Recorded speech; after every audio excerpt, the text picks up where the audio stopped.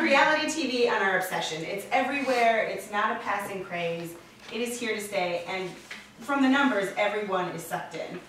You can see anything. You can watch someone who's a crab fisherman, has a dangerous job, to someone who's, frankly, a crackhead, going off intervention. You can see a hoarder. You can see a real housewife. You can see it all. And is it real? And why are we so obsessed? That I can say, just out of the gate on this, is that my grandfather was one of the pioneers of radio and television. And one of the reasons that he was so hugely popular is that he spoke his mind. He was one of the first people on the radio that wasn't in a can, that wasn't scripted. He went out of the box. In fact, really the reason he was chosen to be in radio was he had an opportunity to deliver the commentary of FDR's funeral, and he cried as the case on. You know, I've listened to this over and over. And he talks. He's describing to our audience about what he's seeing, and he's watching the case, and he's describing the case on as it goes by, and he breaks down and he starts crying, and he touched people because he was emotional, and he was the first.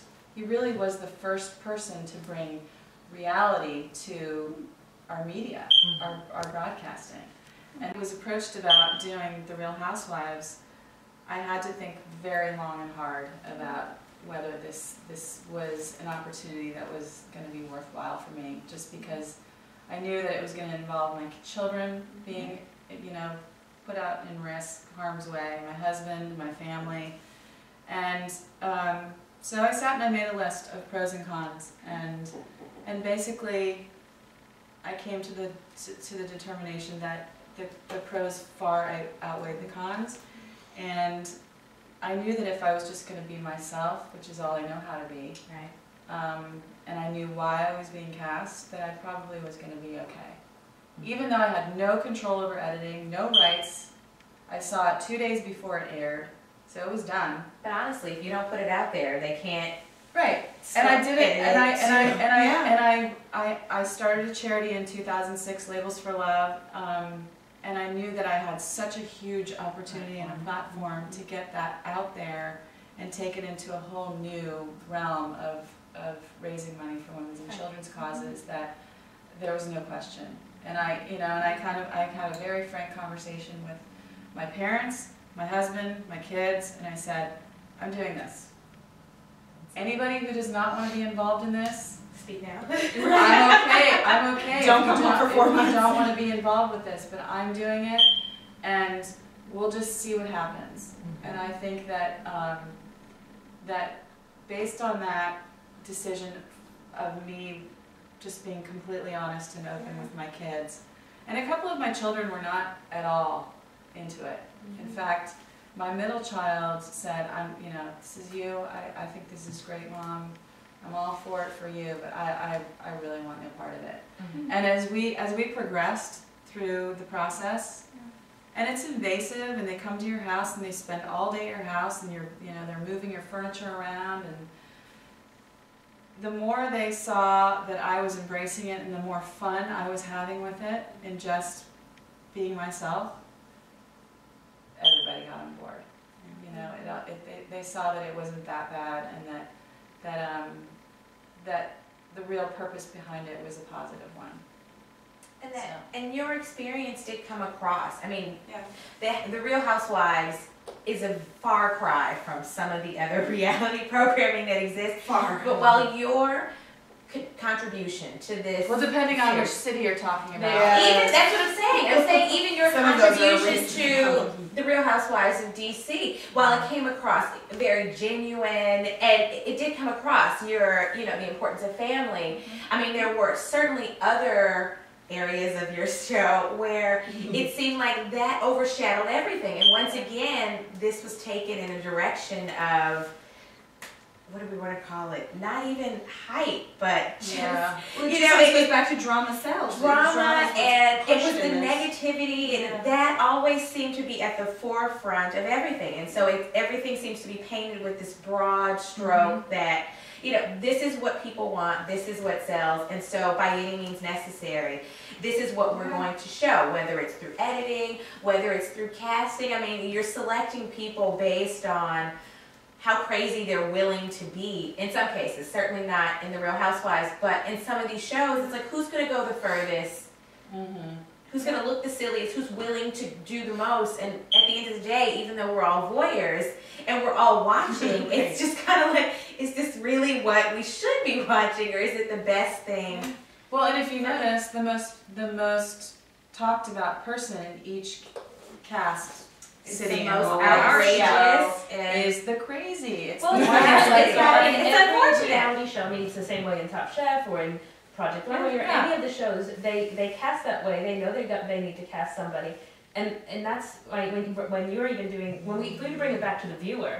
You said voyeur is one of the reasons we Absolutely, watch. yeah. I think the other reason that people watch is that it makes them feel like celebrity and thus importance yeah. could be theirs next. Yeah. Because it is so, you know, when I see that, 12 people became contestants on one of these shows, and now one of them has their own restaurant, or one of them has their own fashion line, or even, has celebrity It's where like they're on Mary, TV. she lives around the corner from me. This Right. could be me. This She's could like, be exactly. me. Exactly. And I think that is the bigger thing, but the harm for me comes from the fact that because the show's focus, which is ratings based, on the scandal part, on the crazy, that are we telling people, especially young people, that go out there on social media, on YouTube, or in your life and be crazy and scandalous, and that's what will get you celebrity fame and thus importance. Yeah. I think, and it's a connection. Yeah. There's nowhere, he's saying, there's no party you can't go to where you walk into a strange room and you can break the ice with talking about Housewives, Top Chef, Survivor, and everybody seems to be able to pull in right away and engage and knows it And have an opinion. and have an opinion. Yeah. And suddenly everyone's in a full-on debate of who should have won Survivor and who was voted off and that whole moment. So people are really engaging around this stuff in such an interesting way. That becomes the new discourse. The water cooler It combo. is yeah, very much is. And I think It it's the is. connection part too. I think shows like yours, as it seems like reality TV was going up as technology, like personal technology started going up. You had cell phones and social media and all of that, and people, you don't go over to your neighbor's house anymore. You call them on the phone, or you just go on Facebook and you put that in, and we're not having relationships with each other anymore, and so sometimes it's easy to tune into a show where you feel kind of connected to these people. But is that crazy to you to hear, being someone who's on or a part of a reality show, that That we someone can is do your best, tuning in and saying, like,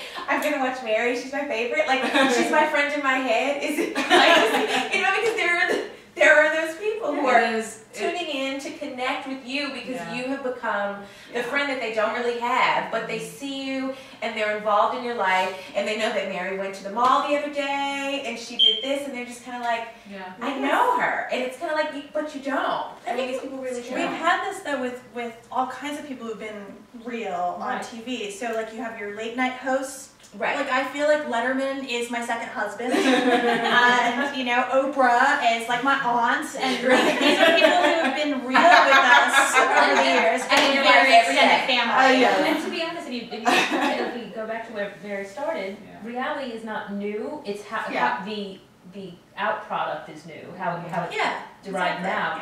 But it's not new. I mean, I'm sure there were people that looked to your father on TV or grandfather on TV and felt the same way. Like he's somebody I knew and trusted, which is why the lingerie sold. Just being honest. That's right. Exactly. It has provided you a great platform. So tell us more about Labels for Love. I'm really thrilled because I was extremely disappointed that our network decided to edit my whole charitable focus out of the show. Not to say that I haven't had an opportunity to talk about it in my interview and promotional tour and all of that. I've had that opportunity, but it was my main storyline in the show and my main purpose for doing the show. And unfortunately, they edited it out because of a certain act that occurred last November, and also I think overall my event was so pretty and flawless. I'm sure. If I do say so myself.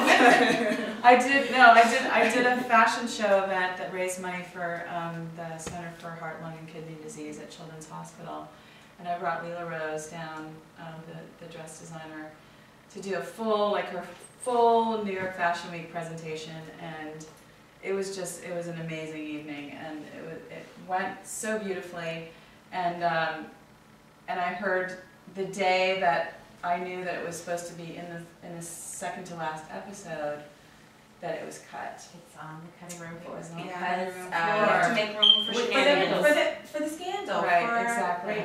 And so I had a few choice words for our executive producers. Putting it mildly. Because I was actually on the train heading to New York to be on that executive producer's show, and I let him know how disappointed, and really it was really upsetting for me, because I then felt that the real purpose of me doing this was discarded or disregarded, and and yes, they did feature me in an overall positive light, which I, And people was still want to hear appreciative. about Labels for Love now. Yeah, Which and is so they edited the piece down into a bonus clip that's on the Bravo TV website, and it's beautiful. I mean, it's like, and so I wear this cross every day. It's like my I don't have it on because of the reason that I'm going to tell you. I was going to say, I know, looking I had to give it back to the company that made it, so that they can reproduce it. Got it. Anyway, I wore this cross on the show, and it was the primary, the one thing, the main thing that people responded to me about. Like, where is this cross from? Where do you get that? I want one. I have to have one. It's the coolest thing. And so I went to the company that made it, and they ended up discontinuing it years ago. I got it about 6 years ago. And I said, well, we have an issue, because Start it up again. I get probably 50 to 60 emails a day asking where this is from. oh gosh. So they scrambled, and we recreated it. It's made by a French company, Christophe, who is known for their flatware. It's a beautiful luxury brand, and they have a small jewelry division. And they graciously have decided to partner with me and reproduce the cross as the exclusive Labels for Love cross. Wow. So $30 of each cross will benefit Labels for Love, and I'm supporting Cancer Schmancer, Fran Drescher's organization. She's a 10-year uterine cancer survivor who's out pounding the pavement. Now her new mission is to bring awareness for women's cancers, early detection and prevention. And so I'm going to support her cause this year with the sale of the cross. So That sounds good. I'm so excited, and I'm thrilled, because I really did not want this television show to be all about me. I really want this to be about charity and about giving back. And so I'm so humbled and honored that the first thing out of the gate is to benefit others. So It's refreshing. yeah. And that's available on your website? On my website, it's going to launch on January 27th, and there's going to be online sales, and then it's going to be offered in all of the Christophe stores throughout the nation. As well as we're going to try to get some other retailers like Neiman's and Saks to pick it up. So yeah, very excited. I mean, I'm over the moon about it. So out of reality, we have light. Yes. There's light at the end of the reality tunnel for And us. I really knew in my heart, as soon as I sat and I thought and I prayed and I talked to my family about this, I knew that who has this opportunity to have this kind of platform, to launch something and get your voice out there and help others, and use this reality television as a basis for that. I knew I had to do it. So And it changes no regrets. No regrets. Excellent. We'll talk to you second season. If there's There's a second season, that was not an announcement. We'll see. We'll see. Yeah, we don't know anything yet. So. Well, we're so happy that you joined us today. Thank And to you. my ladies, I look forward to seeing you again very soon, and I thank you all so much for being here. Thank you. Thank you for watching.